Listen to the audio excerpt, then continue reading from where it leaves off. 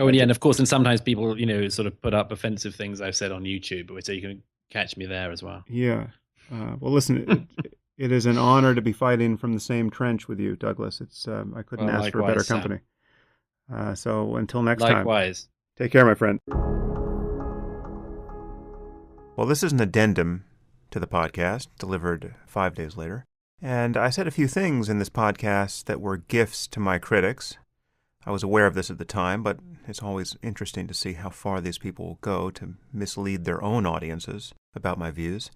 Just to give you a taste of what's happening online, Max Blumenthal, the fake journalist, son of Sidney Blumenthal, tweeted the following quotation from my podcast, quote, "I'd vote for Ben Carson every time, ... He understands that jihadists are the enemy," end quote. Well, that ellipsis is obviously doing a lot of work there. I'd vote for Ben Carson every time. Okay, he tweeted that out to the world. This is just the digital death rattle of journalism. The fact that anyone on earth considers Blumenthal a journalist, including Blumenthal, that is just all the proof you need to understand that we are on the precipice of something horrible. And Cenk Uygur did the same thing. He retweeted a meme about my intending to vote for Ben Carson. He also made a series of increasingly deranged videos about me in the last few days. He appears to be suffering some sort of breakdown. But the problem is, of course, this works. I'm now hearing from people who say, I've read all your books. I used to be a huge fan. The fact that you are supporting Ben Carson for president is a deal breaker. What the hell is wrong with you? Now, you do know how freaked out I would be if Ben Carson became the Republican candidate for the presidency. You know that, right? I can assure you that if he does, I will be far more articulate on the reasons why he shouldn't be president than Max Blumenthal or Cenk Uygur will be. Okay, now, do these guys know that they're misrepresenting my views to their audiences? Of course they do.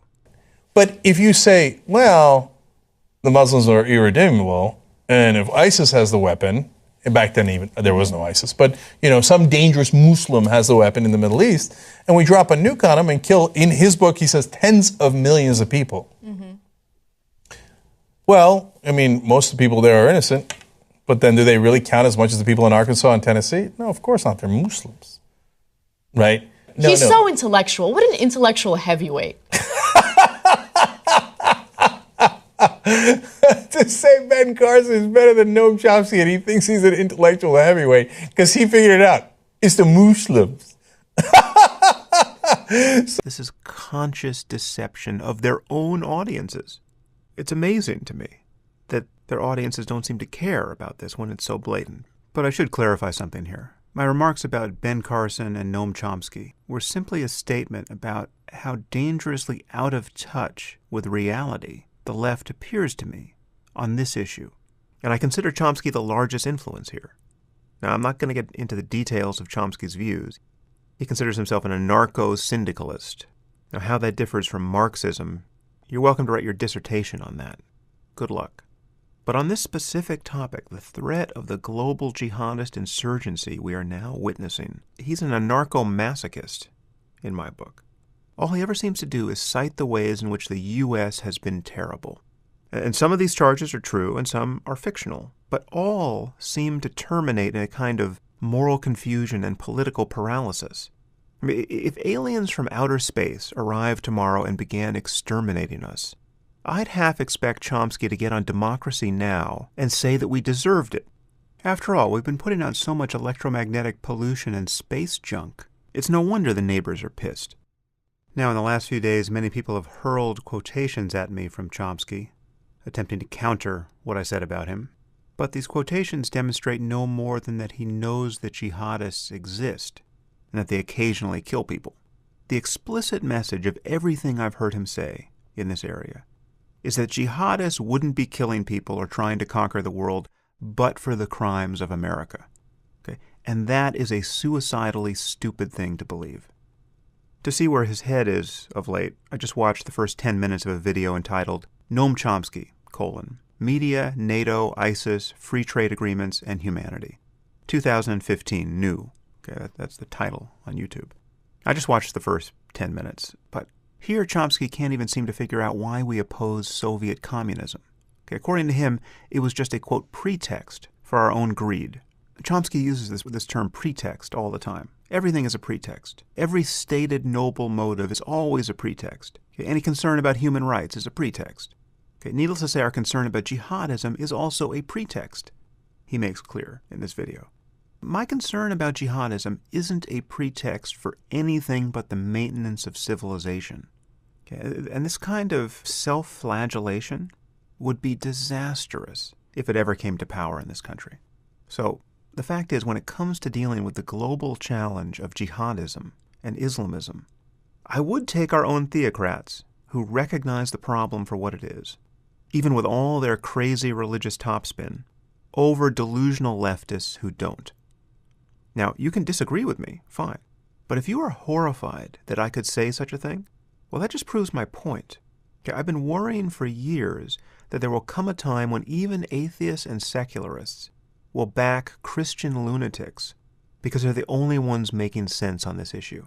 Now, we're not there yet, but if you are horrified by what I said in this podcast, or by what Douglas Murray said, and you think we are totally wrong about the left, well, great. Then consider us the canaries in the coal mine. We are living proof that people like Noam Chomsky and Glenn Greenwald and all the rest of these far-left critics of capitalism and Western power and U.S. foreign policy can seem so terrifyingly confused about what is going on in the world with respect to this issue that it's possible for a liberal rationalist like myself to prefer even the Christian right to them as stewards of Western civilization. Again, happily, we won't be faced with that choice in 2016. Okay, I'm sure I'll vote for Hillary. But Hillary, as you know, is derided as a neocon warmonger by the far left. Great, let's hope she stays that way. Now, it shouldn't surprise anyone at this point that Glenn Greenwald got into the act after this podcast was released. First, he noticed the New York Times review of my book with Majid, written by Irshad Manji.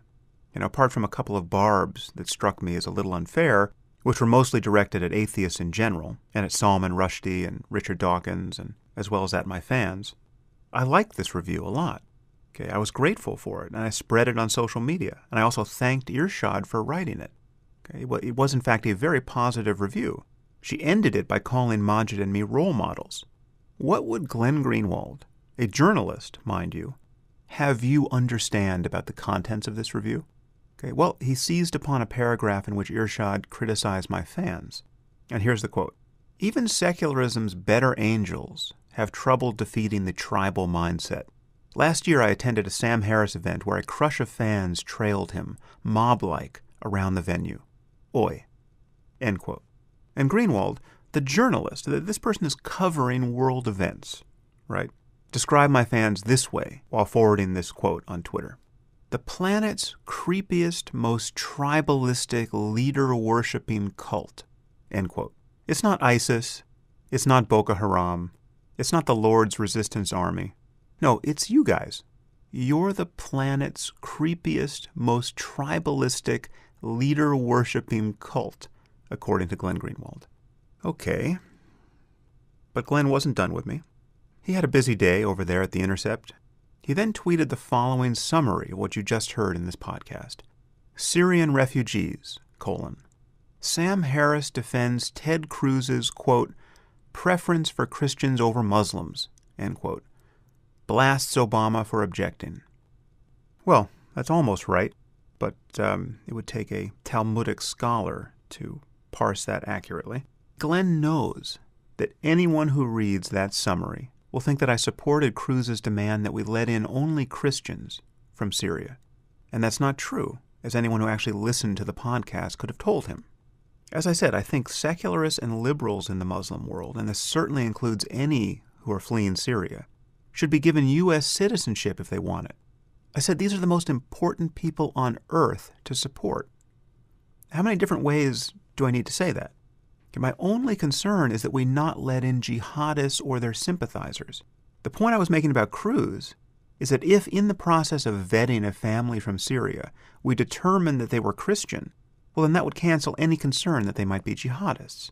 Is it safer to let in Christians? Of course it is. Okay, Cruz is absolutely right about this. But insofar as we can vet people, unlike Cruz, I think we should let in Muslims as well. We could be letting in the next Ayaan Hirsi Ali, or Majid Nawaz, or Faisal Saeed Al-Muhtar, or Sarah Haider. These people are absolute heroes. I mean, Glenn Greenwald isn't fit to tie their shoes, and he's not making their lives any easier, I should point out. The kinds of things that Glenn Greenwald says and writes here materially raises the security concerns of just these sorts of people. And I acknowledge in the podcast that the problem of vetting refugees appears to be quite different in Europe than it is in the U.S. at this moment, which is a good thing for the U.S. So if you came away from this podcast thinking that I want to abandon the Syrian refugees to the chaos of Syria, you're completely mistaken about my views. But we have to be able to talk about the kinds of concerns that Douglas raised. And if we're just letting in people by the millions in Europe without proper vetting, no one should be surprised when we discover that a significant percentage of these people resist assimilation and have attitudes about free speech and women's rights and gay rights that are deeply problematic and, in fact, antithetical to our own. And Europe is going to have to deal with that. And they've done a terrible job of it so far. And Douglas's only point is, what makes you think this job is going to get easier if you let in millions of more people fitting this description? And that's, we have to stop walking on eggshells around that problem. And cries of racism and bigotry from the left is causing all the good people to walk on eggshells and leaving a space that can only be occupied by the real bigots and xenophobes and fascists and neo-Nazis. And again, this is especially a problem in Europe. And Douglas is absolutely right. If Europe ever makes a hard turn toward the right politically, it will be because of how the left handled this issue. And while I recognize that the U.S. is in a much better position here politically than Europe is, it's still conceivable to me that we could eventually find ourselves in the same situation. And it would arguably be worse in the U.S. ultimately because the far right here is generally synonymous with Christian theocracy in the making.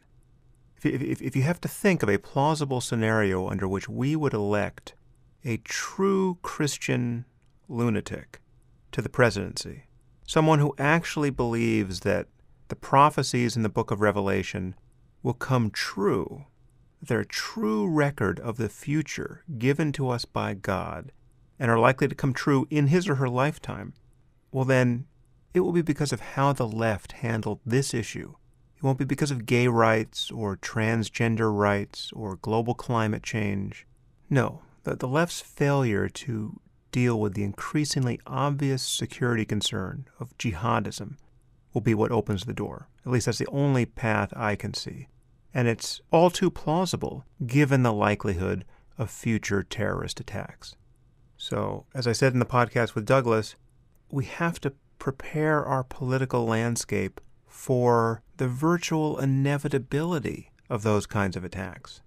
It will be a miracle if we avoid them entirely. And Muslims, above all, have to anticipate this. Muslims have to want to prepare the political landscape to absorb these shocks.